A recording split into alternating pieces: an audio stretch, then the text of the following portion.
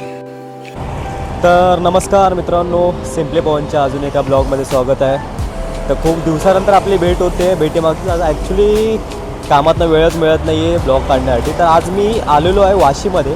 आता रात्रीचे वाजले 7:30।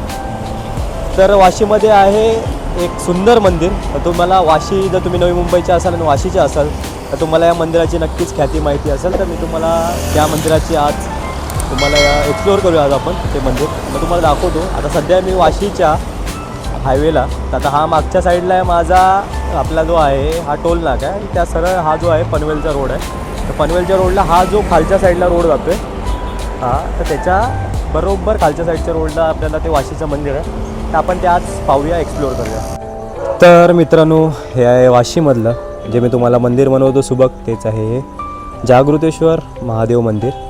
तर महादेवाचं असं हे जागृत मंदिर आहे वाशीमध्ये। वाशी सेक्टर 7मध्ये हे मुळात येतं। मंदिराच्या आतील गाभारातील मी देखील तुम्हाला सर्व देवी देवतांचे दर्शन देखील देणार आहे। तर हा सराउंडिंग पहा तुम्ही, खूपच शांतता अशी ह्या सराउंडिंगमध्ये आहे। अतिशय निसर्गयुक्त जागेत हे बनवलेलं मंदिर आहे।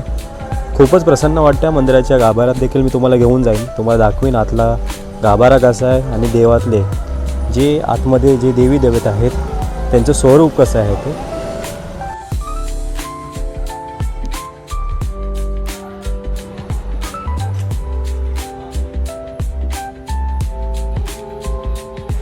तर मित्रांनो, मंदिरात प्रवेश केल्यावर तुम्हाला समोरच दिसतील ह्या सर्व देवी देवतांच्या मूर्त्या। खूपच मनमोहक असं हे स्वरूप आहे देवी देवतांचं।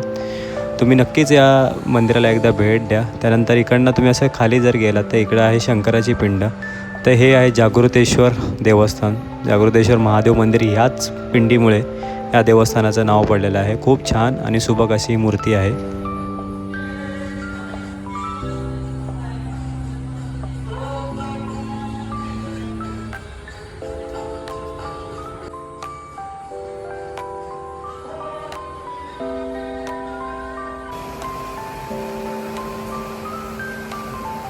तर मित्रांनो, मागच्या साईडला जर तुम्ही कळस पाहत आहात तोच आहे जागृतेश्वर महादेव मंदिराचा। तर अतिशय चांगल्या पद्धतीने आपलं दर्शन झालेलं आहे। आज आहे गुरुवार। तर मित्रांनो, दर सोमवारी असते इथे आरती, कारण की हे महादेवाचं मंदिर आहे। सोबतच इकडे अनेक देवी देवता आहेत, त्यांचे देखील इथं प्राणप्रतिष्ठा केलेली देखील आहे। खूप सुंदर असं हे मंदिर आहे। आज येऊन खरंच खूप छान वाटलं।